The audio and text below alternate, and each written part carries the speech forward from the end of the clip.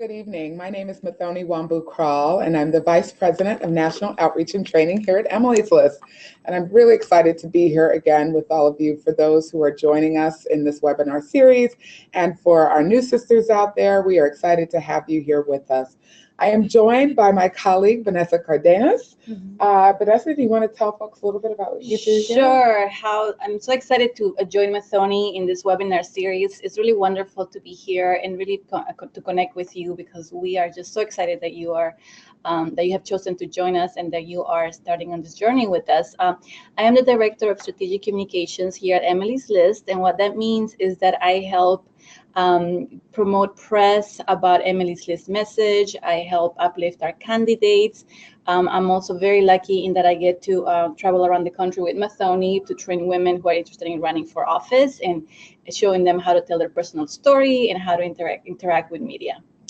Thank you. We are thrilled to have Vanessa joining us. We do this on the road a lot and hope to see some of you in person one day. But until then, again, my name is Mathoni, and I head up our national outreach and training at Emily's List. So my team and I are busy building out a lot of the resources and the allied partnerships that help Emily's List to do the work that we do all over the country, up and down the ballot. So we're excited to dive into this really important topic, you as a candidate and what you'll stand for. And we know that that's kind of a long title, but we're going to break it down because obviously we have a comms person here with us.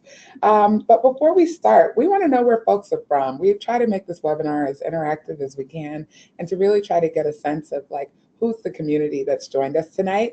So if you would take a moment, get ready to hit some buttons on your phone so we can figure out our regional folks and where you're joining us from. Press 1 if you are dialing in from the Northeast. Press 2 if you are dialing in from the Midwest. Press 3 if you are dialing in from the Southwest. Press 4 if you're dialing in from the Southeast. Press 5 if you're dialing in from the Pacific Northwest, where I lived for 2 years, or the Western Midwest. And press 6 if you're out in California, Hawaii, or Alaska.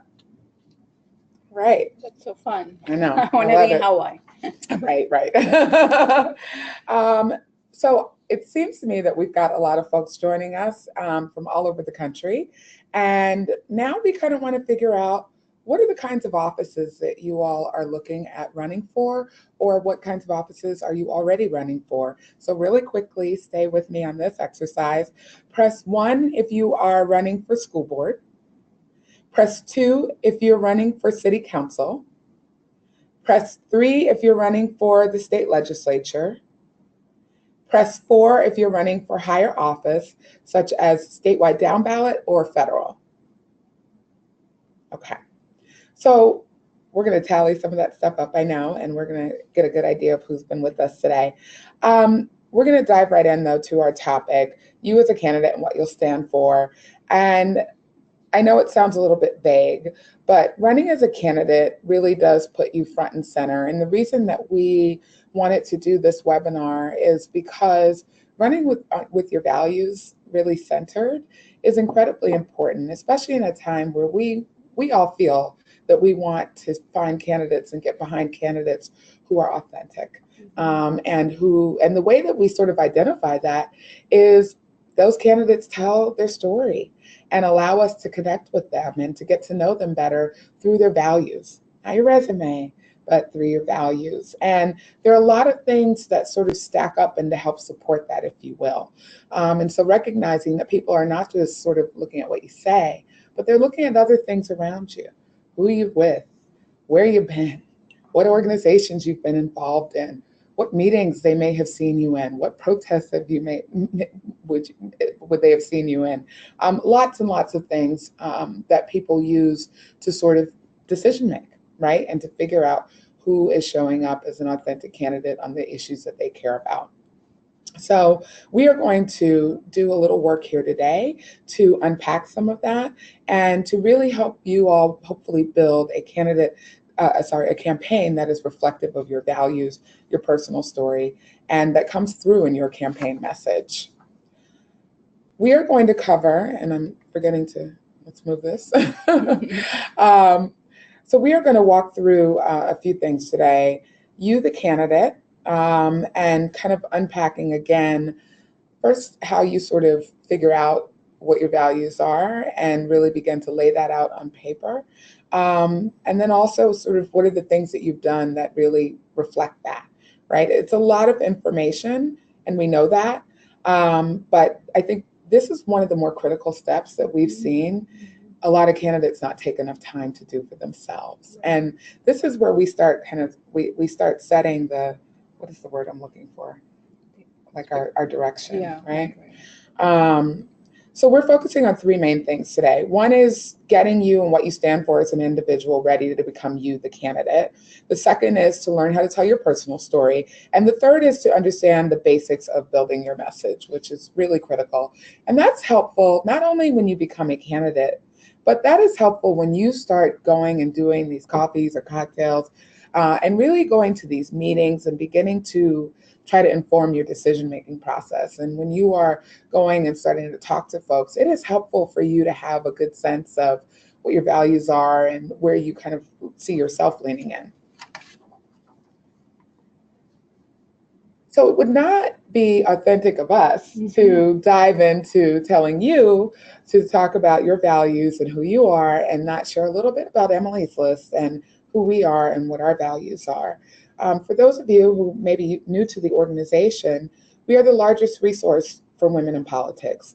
And that is something that has happened over 30 years of hard work, helping to elect pro-choice Democratic women.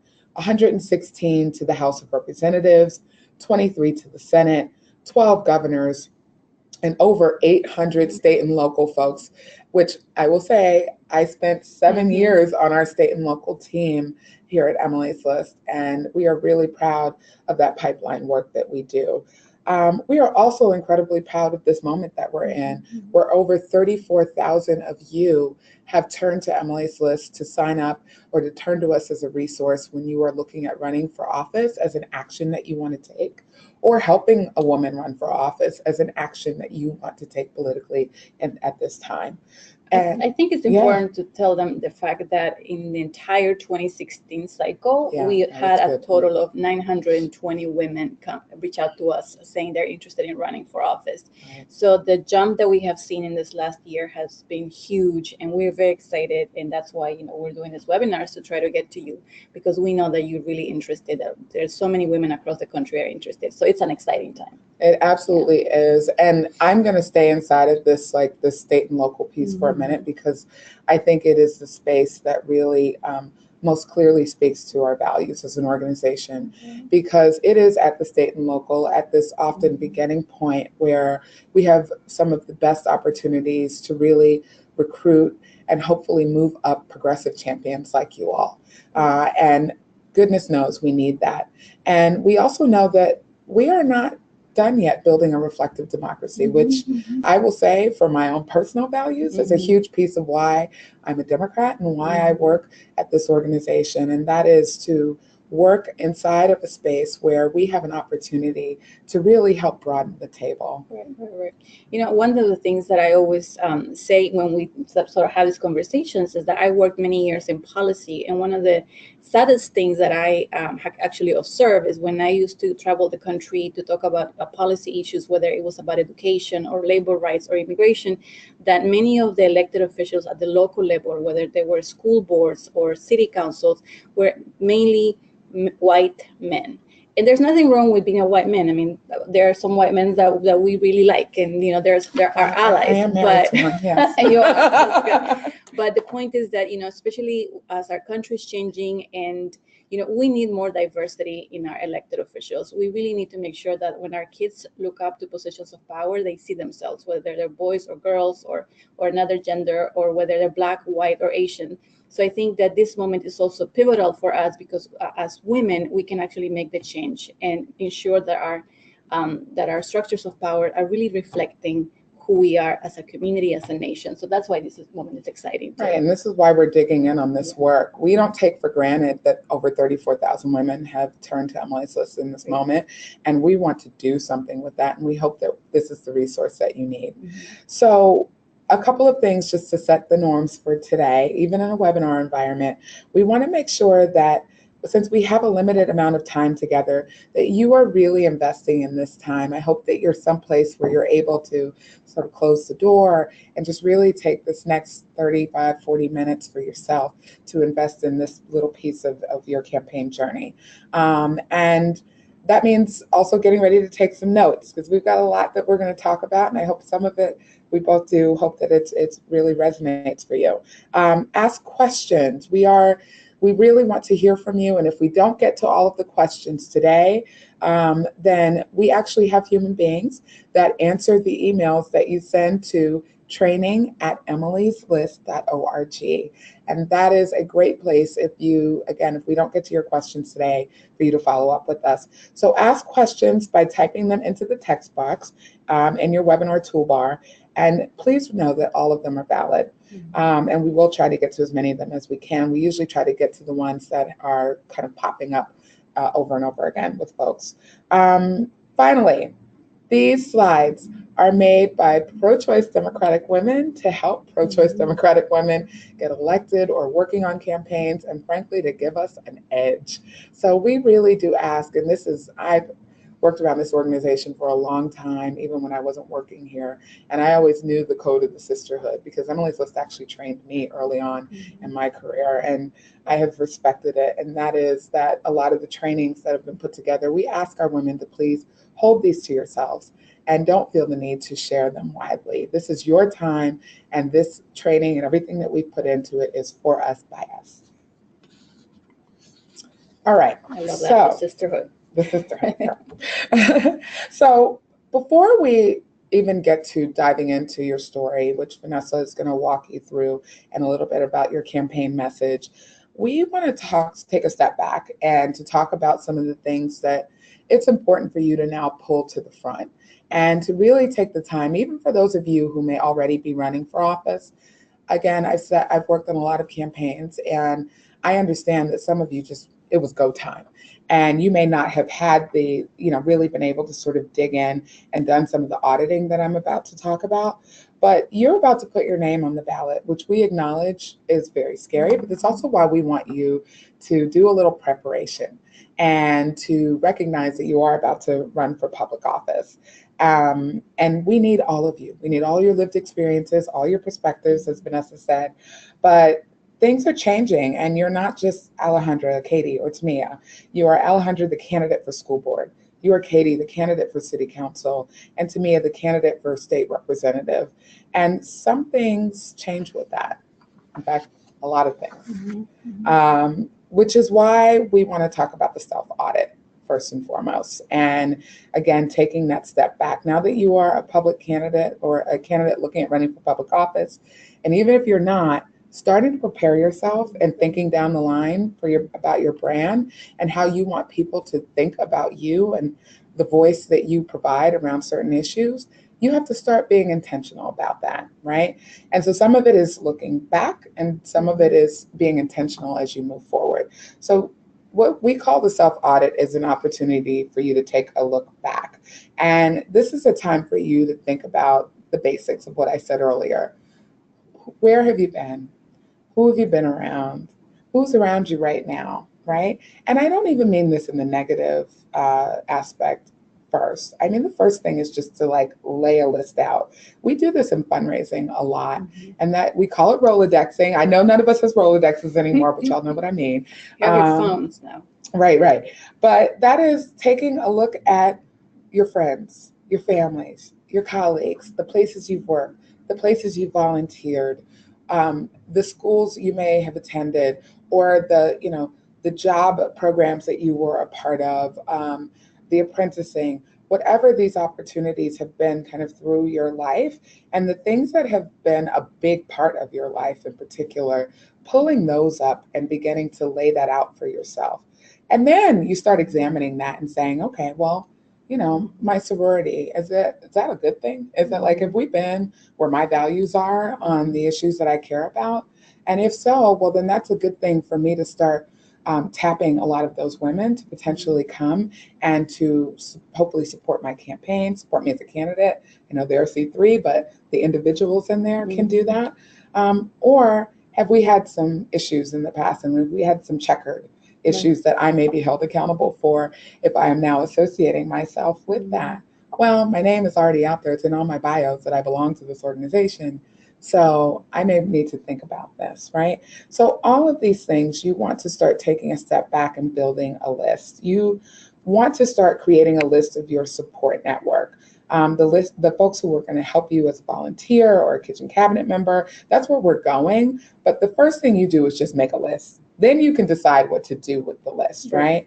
And I think, Mathoni, it's important to point out that you're making the list for two reasons. One is, like Mathoni said, to identify the people that can be your supporters, and that can take different forms, right? They can maybe contribute money or volunteer or so on. But you also want to make the list to figure out if there are certain issues with certain groups or with individuals, right? So that's your point that you were making about making sure that if something negative has happened in your past or with an organization that you are associated with, then that way you can anticipate questions about it and you can have a plan about how to respond. That's why this auditing is very important.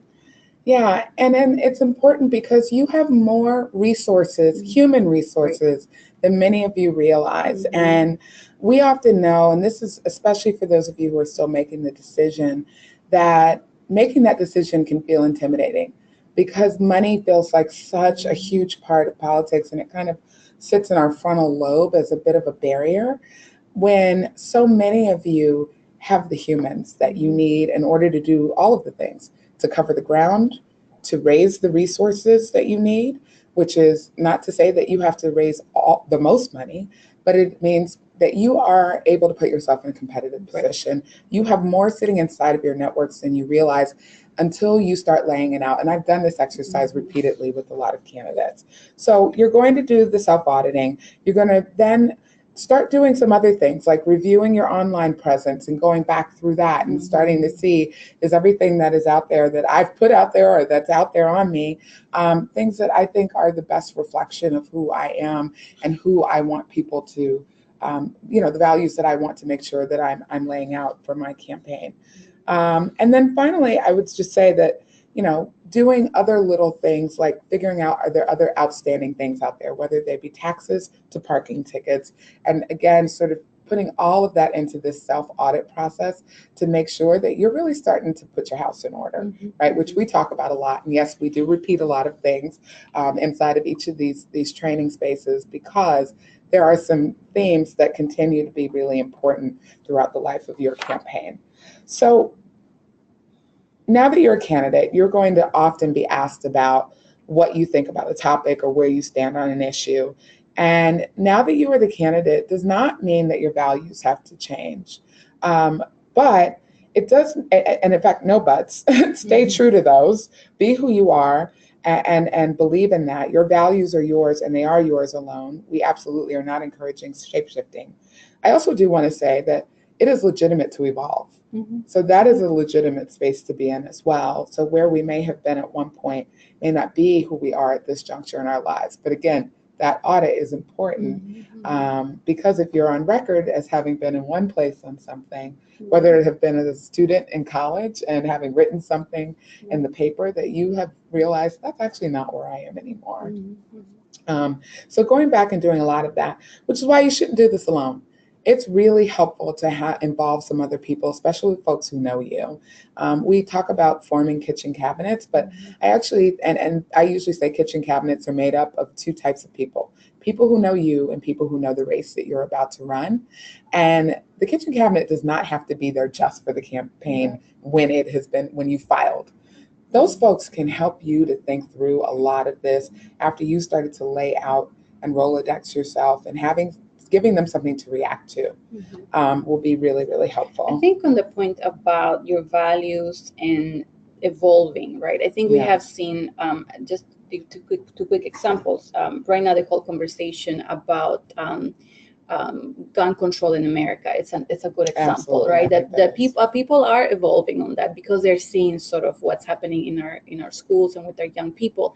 So I guess my point is that people can change their positions based on new information or an experience.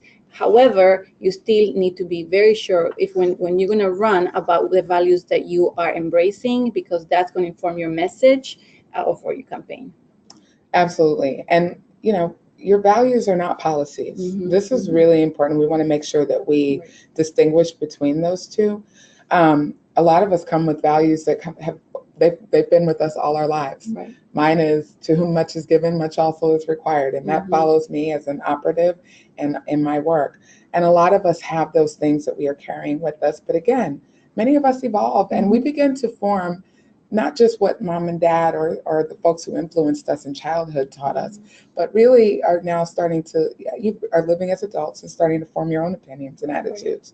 So, and your values are not policies. So that's incredibly important because when you are beginning to talk to people, connectivity is not about digging in on the nitty gritty of these issues. It is about message based, Right. values based message, messaging, right? And that is how you begin to connect with people and help them to understand that old adage, I feel your pain. Mm-hmm. That's right. That's Right. right. The next piece of this that we want to make sure we cover is it's important to, once you've kind of done this auditing process, you have a better sense of who you've been, who you are, where you're going. And you can really start to gather your allies now in an intentional way. And I'm not saying you have to wait until that Rolodexing is done, but it does help to actually guide you because a lot of us forget. We forget the many, many things that we have done, and we forget then who that means that we ought to be reaching out to. So that's why I think it is very helpful if you sort of order your steps this way and really start with doing a little bit of that self-audit, starting to maybe put together one or two members of a kitchen cabinet, even if it's just a starter group that is there for you to kind of bounce ideas off of. And now starting to put together those allies. And, we know that running for office, it takes a team, right? We have said there are no lone wolves when we are running for office. This is a team endeavor. And a part of building this broad team of yours is not just going to be the people that you hire in the campaign. It is going to be all those groups that you are hopefully going to be able to bring under and with you and who will be supporting you. It's actually my favorite part of working on the campaigns has been working with my candidates and beginning to gather everybody from, and it's amazing that sort of that group that comes together. You will see developers and labor unions together around a candidate because not all of these folks are built the same either. And you will see the sliding scale, which is why it's important to begin building relationships. I've had this moment, and I think this is a really good example around values and allies when I worked in a city council race. And the whole developer piece, especially for progressive candidates, can be challenging. But not all developers are the same. And so my candidate and her values was about affordable housing. And we had a developer who was creating incredible, beautiful affordable housing in the city where I was working. And he was absolutely a very important part of our campaign. So we had everything from him to a lot of the sisters who were coming in and working for her out of labor. So you will see how important it is to really begin getting intentional around gathering these supporters. And again, this will be everything from the folks who are really close to you, who will help make sure that your day-to-day needs are being taken care of, to the people who will begin really forming that larger, broad base of support that you need in order to win that campaign. So how do you know that you've got what it takes? How do you know that you've got the posse that you need in order to win? Well, you need it. Right, because you need it. That audit. And we do it a lot, very casually, oftentimes in our trainings where we have folks start raising their hand. Have you ever served on a nonprofit board? Have you ever been a member of a union? Have you ever been a part of a sorority or a faith-based community leader or a member? I mean, and people start raising their hands over and over again. And you've seen this over and over, Vanessa, where like the aha comes out because many of you realize you have more inside of your networks than you realize. So really take the time again. If you take nothing else away from this, to really begin listing out where you've been, the kinds of issues you've been active around, even if you've moved, even if you are in a new community, there is a lot that you have done leading up until now that's still very relevant. And I think most people are surprised about the support they have from different parts of their lives. I think most of us don't go in through life thinking, I'm going to run for office one day, so let me make sure I get this person's contacts. But when you step up and you decide to raise your hand and help your community, you'll be surprised about the number of people that are going to be there for you, from your teachers, in elementary school and high school, to your coworkers early in your career, to maybe, in my case, I have kids, so, your PTA members. So there's just a lot of opportunities for you to connect people, and they're going to feel excited about your campaign because they're going to be able to say they contributed something to it. So don't be afraid to ask, and make sure that you're really doing that auditing. We have that short film coming out. Not we do, but we are working with the group. We have another project. Shout out to Looky Look Pictures about his sister Carmen up in Rhode Island, who's sits on the Providence City Council. She's a hotel housekeeper who ran and won. And part of the amazing piece of her story is that her campaign manager was a woman who was a part of her union. And so many of the people who volunteered on her race were a lot of her union brothers and sisters. And because they knew that they were helping to elect a sister who had knocked doors and been out there organizing with them around the minimum wage and raising that, and so many of the other issues that working folks cared about. And who better to be a voice for them than this sister who has already walked the walk. So I say that to many of you, again, thinking about the spaces where people have seen you championing. And those are really good places to start. So that network of yours is invaluable, and sticking to your values. It's never too early for you to start getting and lining up your politics, even if this means starting to volunteer yourselves. If running for office for you down the line is a couple of years off, then good for you. You've got even more time now to really dig in with intentionality. And people notice that. Start putting those deposits in the bank. All right. So I'm going to run into this next section pretty quickly because I don't know that we have the time to really dig into it. What I want to make sure you all walk away with, though, is the fact that I know it looks a little crazy. It's your schedule. And look, those schedules have to change. And we get a lot of questions.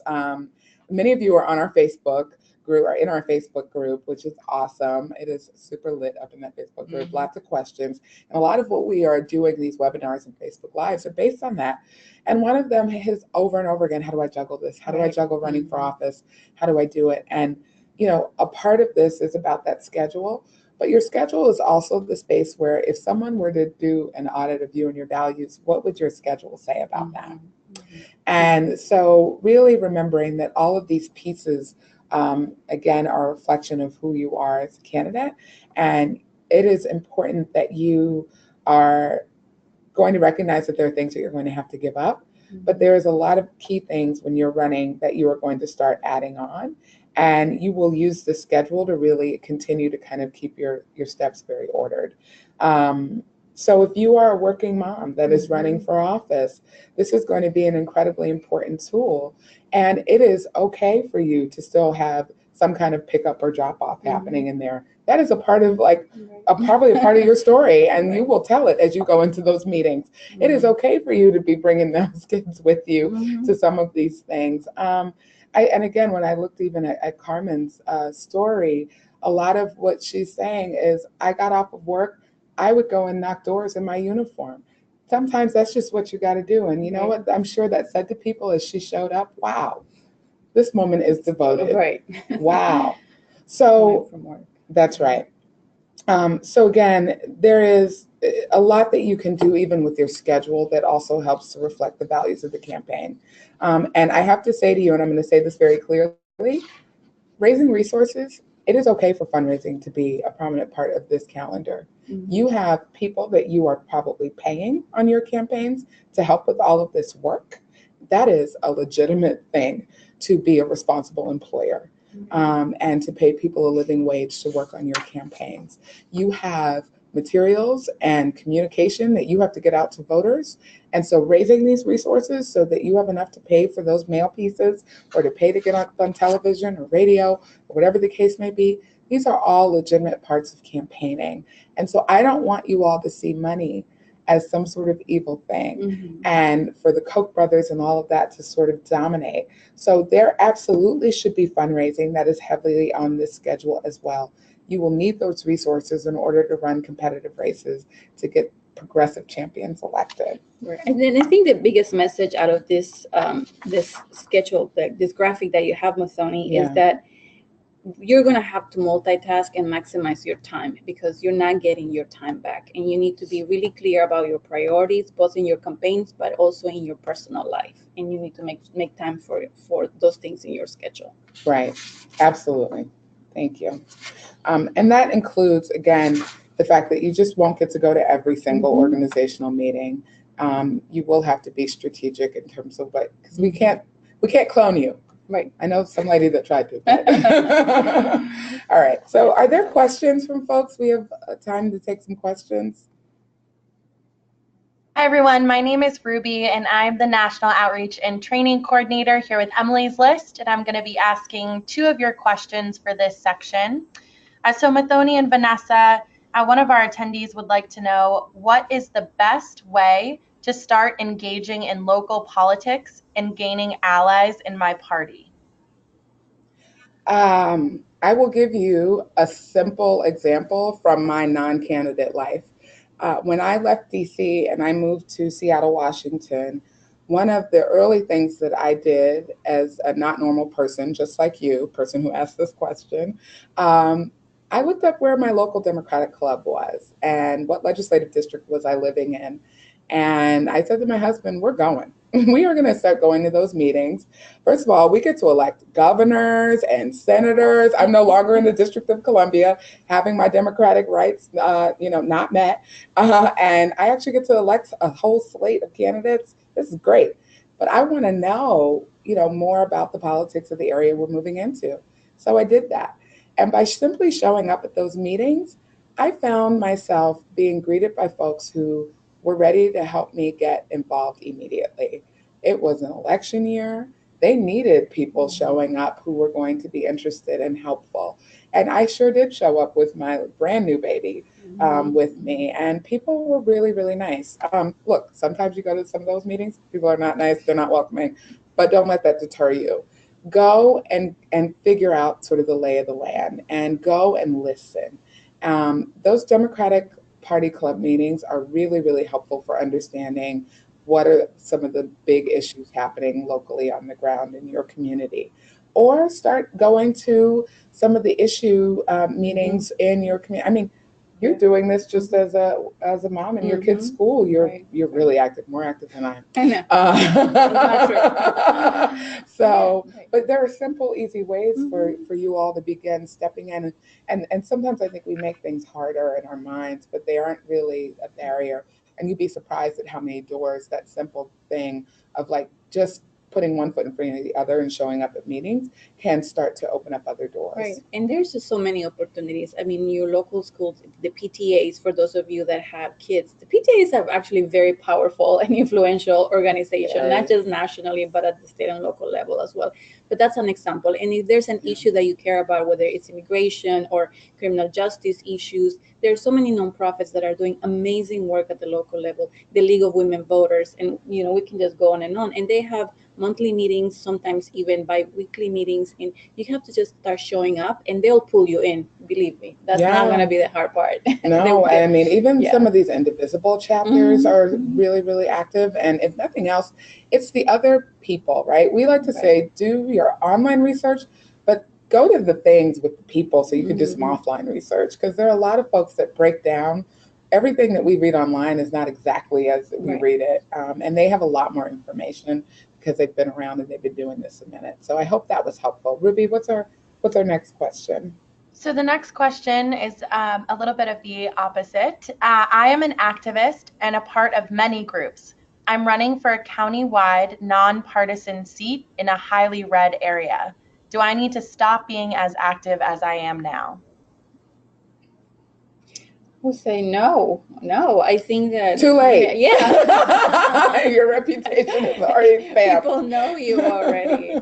And look, I think that it's wonderful that you're already active. That's not a bad thing. I mean, you're stepping up and saying, look, I want to dedicate my time, the very limited time that most people have, to serve, and that's a great thing.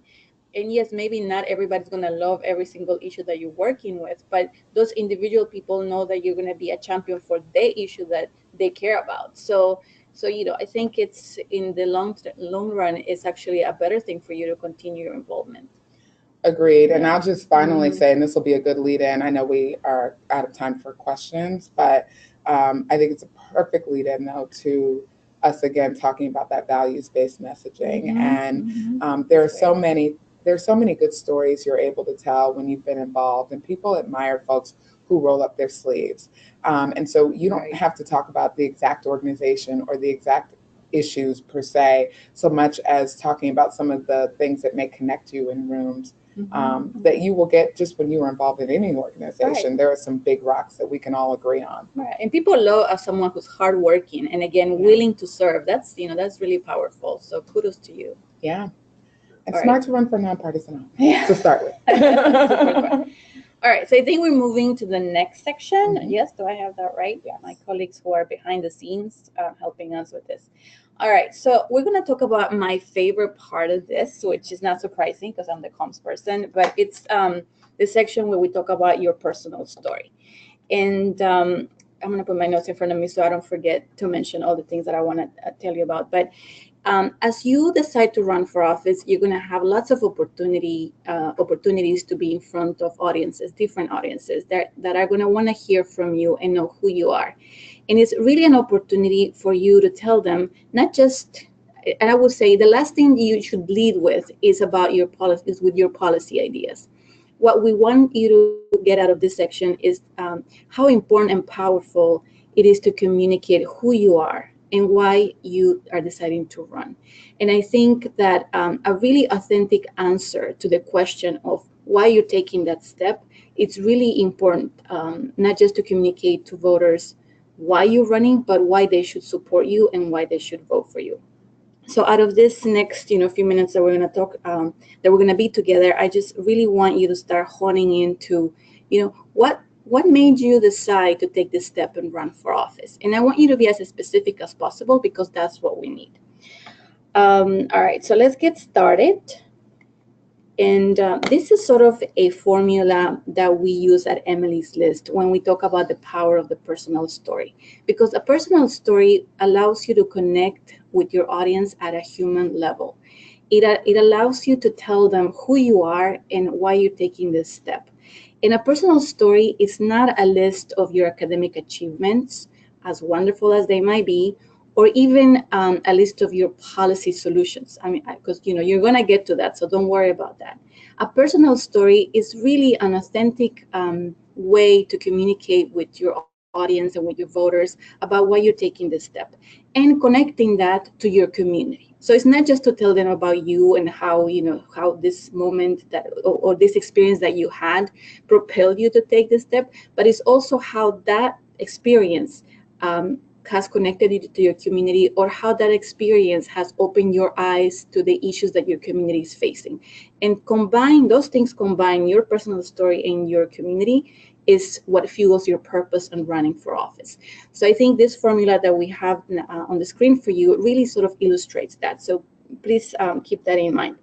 The other piece that I want to highlight before I move on is the fact that when you start running for office, you're going to have the opportunity to, again, be in front of different audiences, and you should have in terms of time, you should have a 3-minute personal story, so like a 3-minute speech, which is what we're focusing on for this conversation. You should also have your 1-minute elevator version, and what that means is that pretend you're an elevator with a very important person that you want their support, and you have 1 minute to tell them who you are and why they should support you. So you should have your 1-minute pitch, and then you should have your 5 to 6 minutes stump speech. So those are sort of the three different the speeches that you should master. But for these purposes, we're gonna talk about a 3-minute. And I also want to highlight the reason why we talk about sort of those timelines is because, Mathoni, do you know what the average attention span of an adult is nowadays? 7 seconds. You're actually a little under, but kind of close. It's actually 12 seconds. Okay. So even with 3 minutes, we're still pushing it. But it's really important for you to really learn to tell your personal story, to keep it in a short and really straightforward way so you can really communicate effectively with your audience. Okay. So with that in mind, let's go to the next slide. So this is sort of like our another way that we describe this. A good personal story is relatable, compelling, and authentic. And I really want to underline the authentic piece because so many people sometimes want to be someone who they're not. Sometimes they're afraid that their story is not as compelling as it should be. And I want to tell everyone that's out there that your story is unique in many ways, but it's also very much connected to what others are experiencing. And it's important that you are as authentic as you can when you're communicating that story. So those are really 3 things to really keep in mind. And a good personal story has these components. It speaks about a specific situation, and it can be in any of those issues that we listed there. It could be a situation that you experienced when you were going to school. It could be a situation that you or a loved one experience when dealing with our healthcare system. It could be something along the lines of an immigration story. It could be a financial challenge that you or somebody in your family had faced. But it needs to be grounded on a specific situation because that's sort of how we illustrate the struggles that we have gone through. A good personal story also includes a reaction, how you felt about that situation that you experienced. And this is important because, again, it goes back to the notion of connecting at a human level. We all have reactions to the things that happen in our lives. So it's important for you to sort of include that in your personal story. And this next part is what I think is what separates you from everybody else, because you are not normal in the sense that you have decided to take a step to fix the problem that you see, not just in your life, but in your community. So this next step talks about the resolve, that a good personal story also includes the resolve that you had after the situation that you encountered. And it could take many forms. You became an activist, you changed careers, you went back to school, or you decided to run for office, and this is the case for most of you. But a good personal story would have these components. And finally, and I think, again, this goes back to what Mathoni was talking about, the values, you should always finish your personal story with an ask. First of all, because now you're a candidate. So whenever you're in front of a group, always ask. Ask for voters, ask for support, ask for helpers, ask for money, because you have to get used to that. But also connecting your personal story, again, to the values that you believe in and that you're gonna embrace in your campaign. So those are sort of some of the most important parts of a good personal story. Would you say it also for those that are out there who are going to be more on the helping side, so whether you're a staffer or you're a volunteer and maybe even a surrogate at times, I think that this is incredibly helpful for helping your volunteers to articulate why they are with you even. Right. And so for those of you who are joining us because you are still thinking about potentially just getting involved in a campaign, learning how to do this as well is helpful. It's really important. That's right. And there's a saying in political circles that say that the helpers come for the candidates and they stay for the organizers, but they're going to come for you, for the inspiration that you provide. And it's really critical. And it doesn't mean that you have to have a story like Barack Obama or Michelle Obama or Hillary Clinton. That's not what it means. It means that you need to be authentic and you need to show them that you are for real and that you're authentic and that you're fighting for something that they also believe in. So, all right. So what I'm going to ask you to do next, I actually have some homework for you, is to actually write down in a piece of paper, whatever you have around you, why did you decide to take this step of running for office? Just take 30 seconds and be as specific as you can. I know sometimes people will say, because I want to make change. No, I want to know exactly, what made you wake up one night in the middle of the night and say, you know what, I'm doing this. And I'm doing this because I believe in this. And I want you to be as specific as you can get. So you want them to get beyond Donald Trump? Yeah. Don't just, that's the cheater. I know. Everybody's going to say Donald Trump. Believe me, I'm there with you too. Right. But you can do that one too. But I also think that there are other reasons as well, because I think he is sort of the symptom of a larger problem. So hopefully you can identify. But take 30 seconds to identify why you're taking this step, and just really try to go deep on this. And while you do that, I'm going to catch up with my slides here.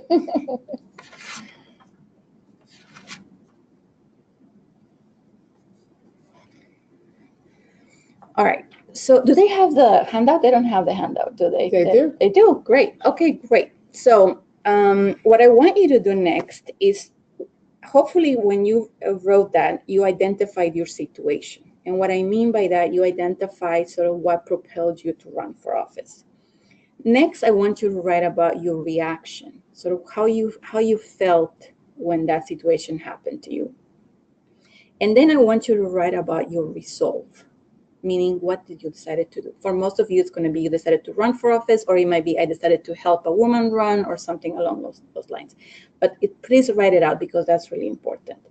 And then I want you to think about sort of the values that you're going to be embracing in your campaign, and the values that you're running on. That's really important.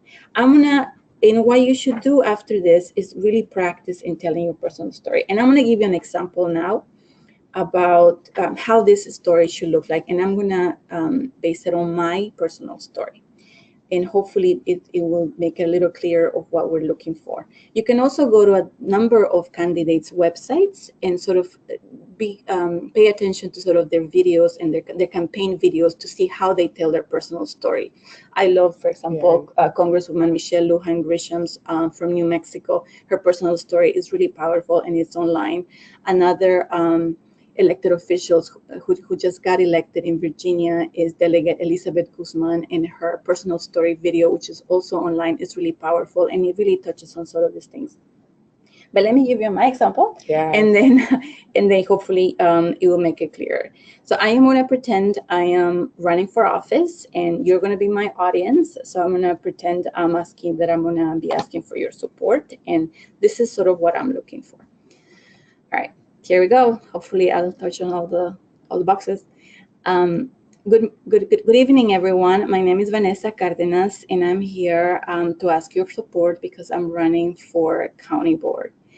As some of you know, I am an immigrant. I came to the United States when I was 14 years old, and I was very lucky to sort of land in this community where there's just so many opportunities, and there's so much support for immigrants like myself.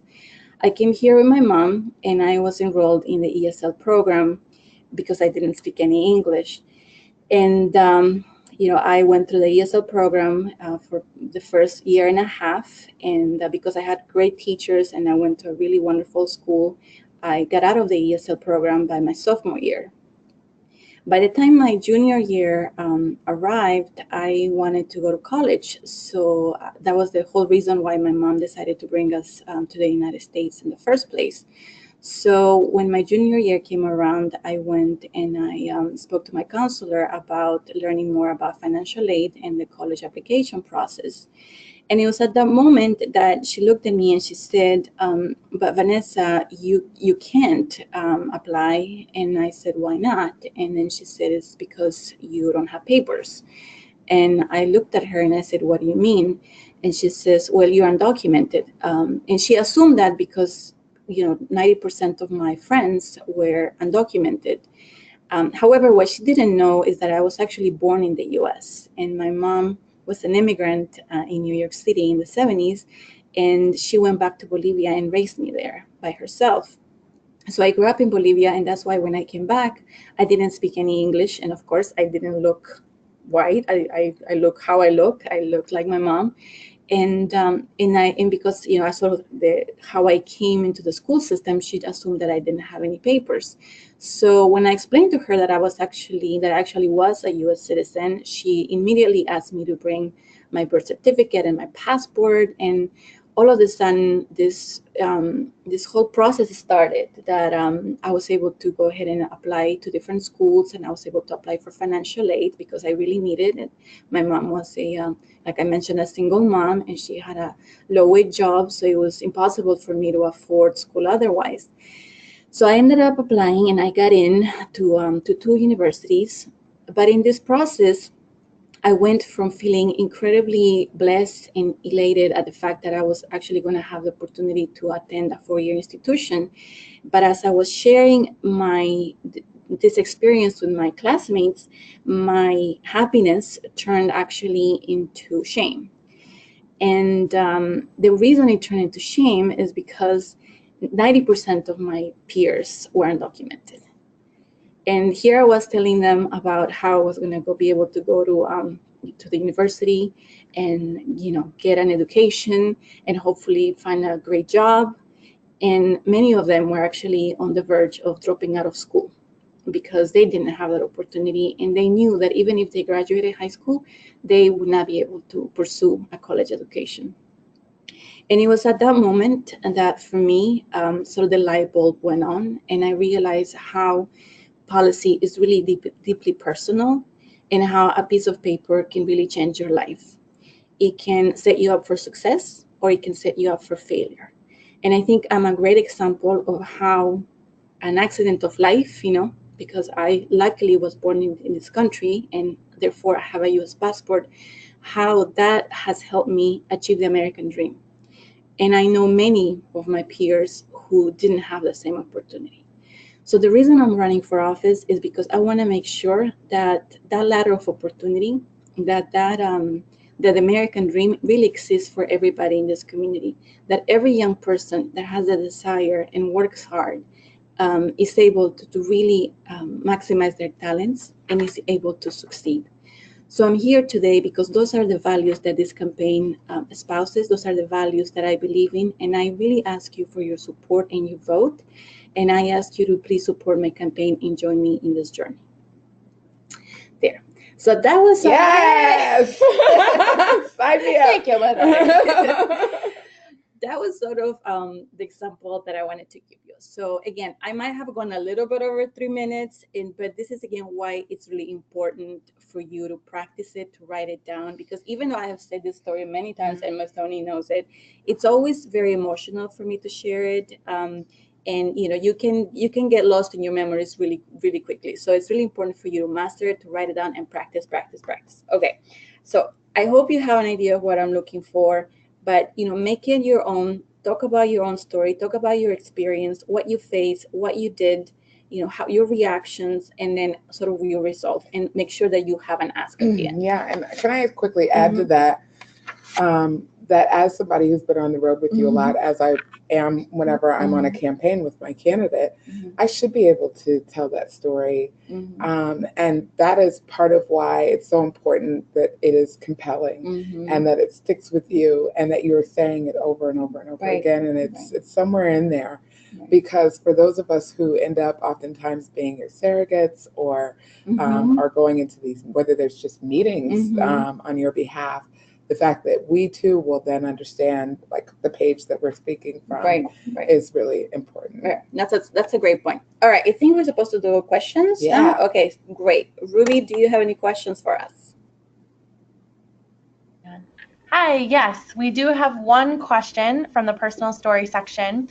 I have several different values I'm fighting for, including education, a living wage, and healthcare.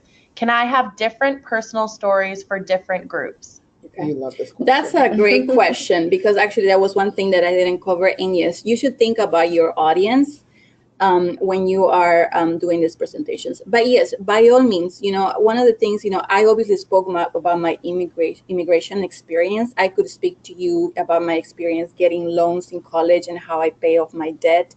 I can talk to you about, what it is like to see my mom who came here as an adult and never really had insurance and now having to support her. So there are different ways.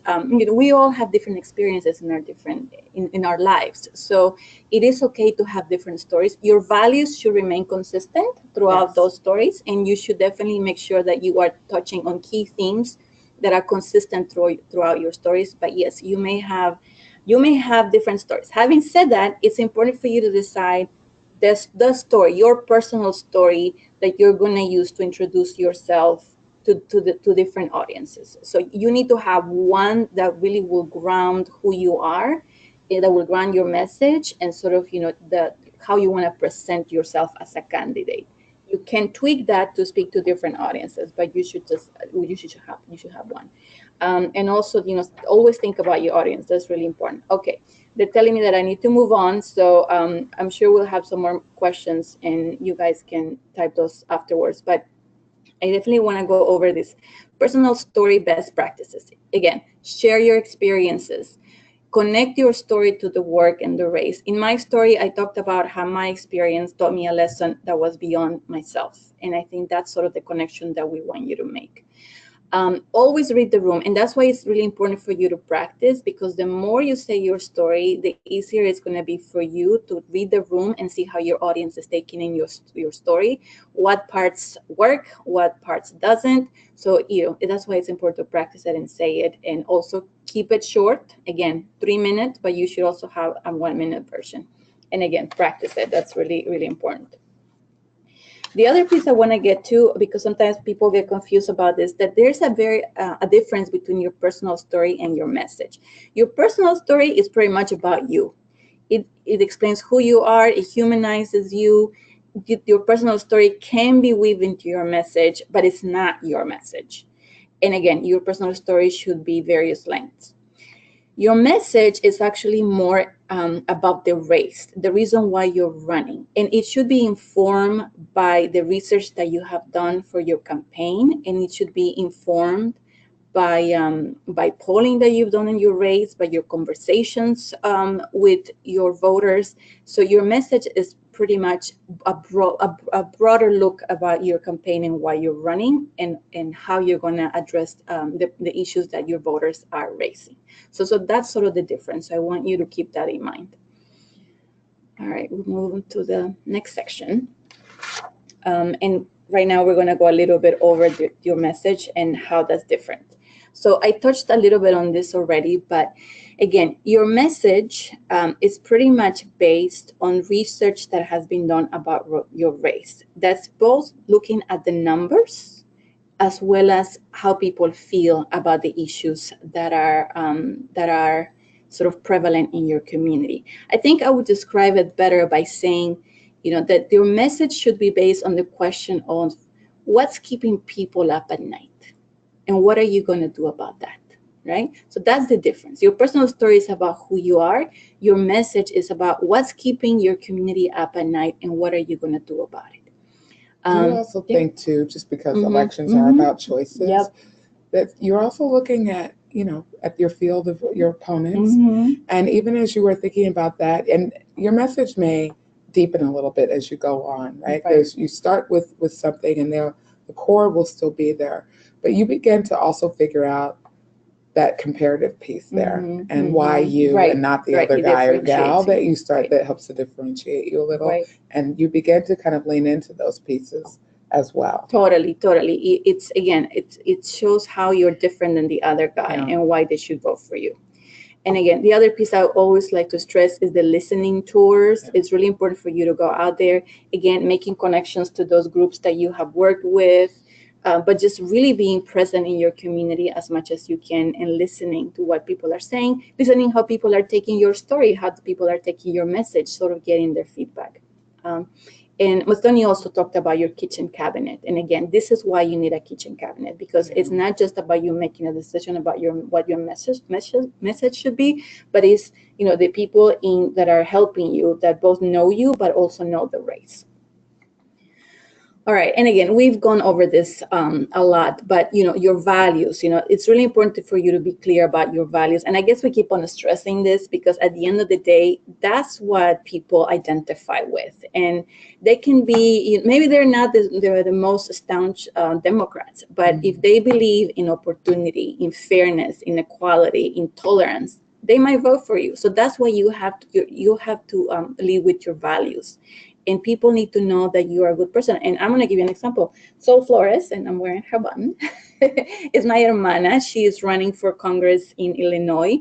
Check her out if you're able to. But she's an example. She's somebody who has been fighting for the homeless community in Chicago for many years. And she has worked both with Republicans and Democrats and independents to build this advocacy community, and just has done a ton of work around those issues. And now that she's running, she's getting support from across the political spectrum because they know her values. They know that she is somebody fair who's going to focus on solutions to the issues that our country is facing, and they have that experience with her. So that's what we mean when we say lead with your values. That is really what speaks to people's hearts and minds. All right, and here are some other examples of values-based messages, and you guys can read them. I'll read one just because we're getting out of time. Let's see.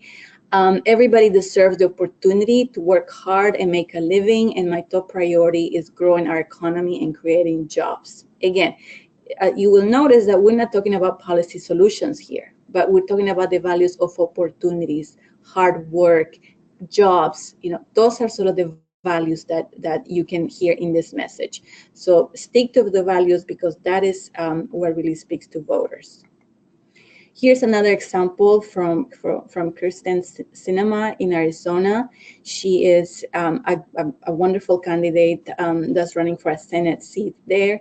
Again, this is her social media, and again, really focus on the values that she's running on, which is about the American dream, about, people working hard, but also making sure that the government is there to support their work. And so that message, we're seeing it consistent, not just when she's appearing in front of people, but it's in her social media, it's in her mail piece, it's over and over and over again now, that message, and hammering that home. Right, and it's also her message about helping others, which is really important.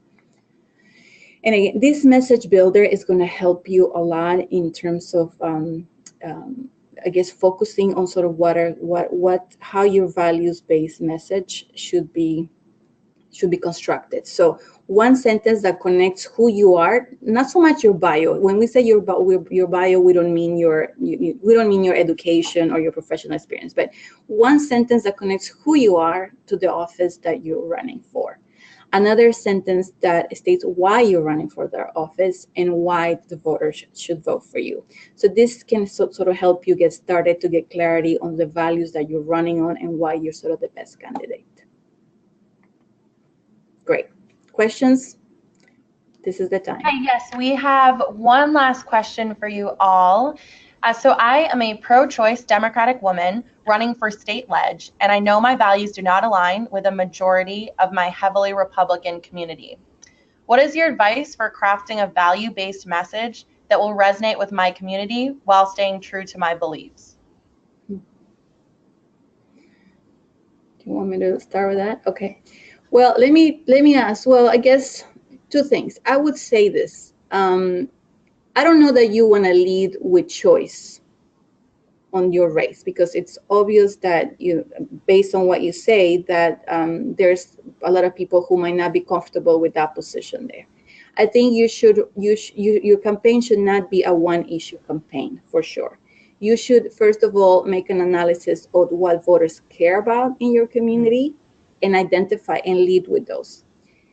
Does that mean that you have to change your pro-choice position? Not at all.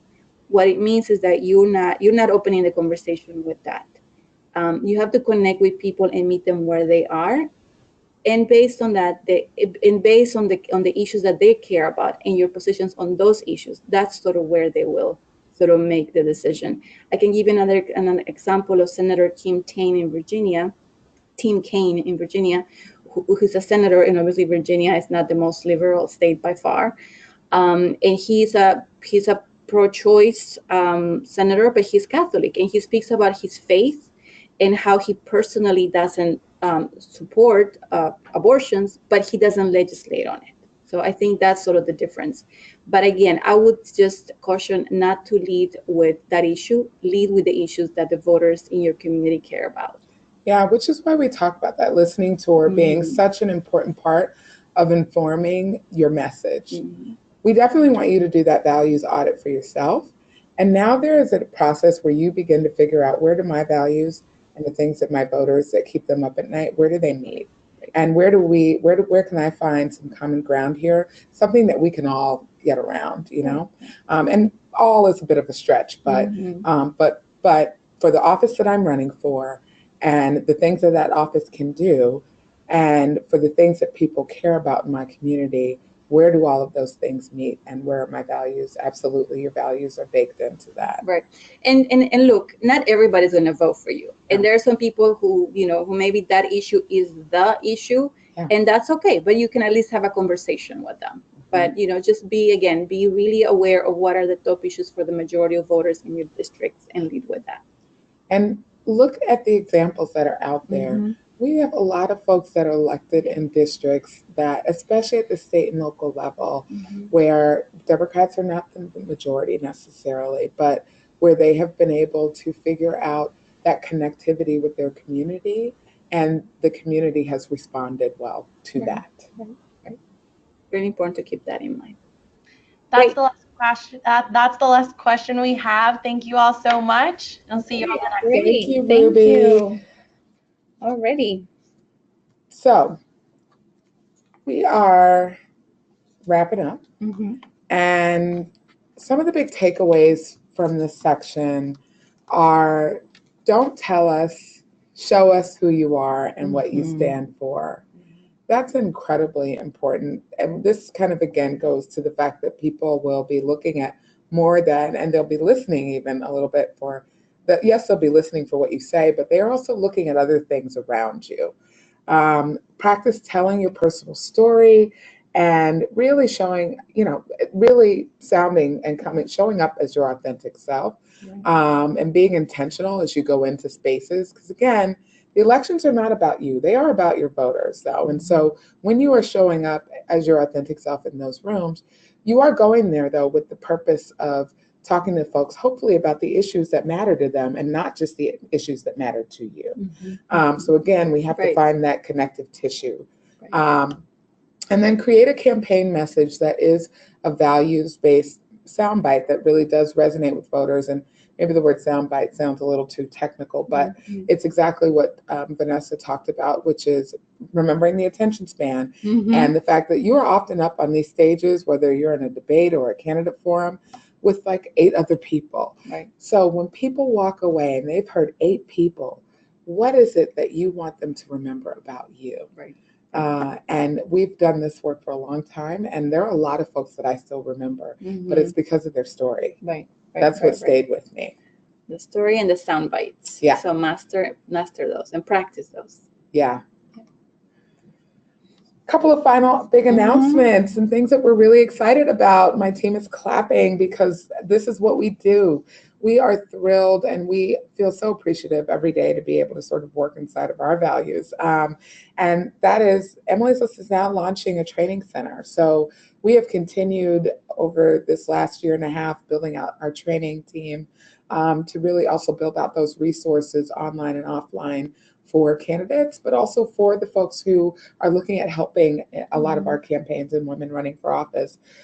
We are ready to launch our online resource center this Wednesday, March 7th, and we could not be more thrilled. It is our comprehensive online training platform that will teach all of you. It will actually support the teaching work that we've been doing, right? So it won't itself teach, but it will definitely have a lot of the materials.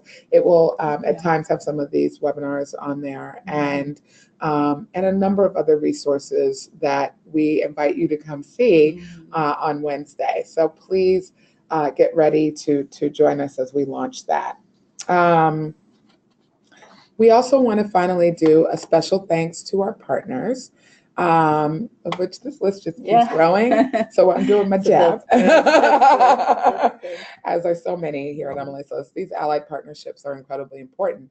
And we want you to see who these folks are because we want you to also know that as we talk about networks, you should know who else is out there invested in women's leadership. And so these partners are incredibly important, and we are thankful to AFT, AFSCME, Act Blue, UFCW, SEIU, and the National Education Association for supporting this work. And finally, y'all know, the future is still female. Yes, We're it so is. excited that all of you joined us this evening. Thank you. Continue this process, continue this journey. If you have more questions, please ask us. Again, there's a human on the other side of our training inbox. I like to Yes. say it's not a dark hole. No. So tap us and now look forward to this training center that will launch on Wednesday. Take care and have a good night. Thank you, Great. Vanessa. Thank you. This was fun. Thank you so much, ladies, and keep in touch. Bye-bye.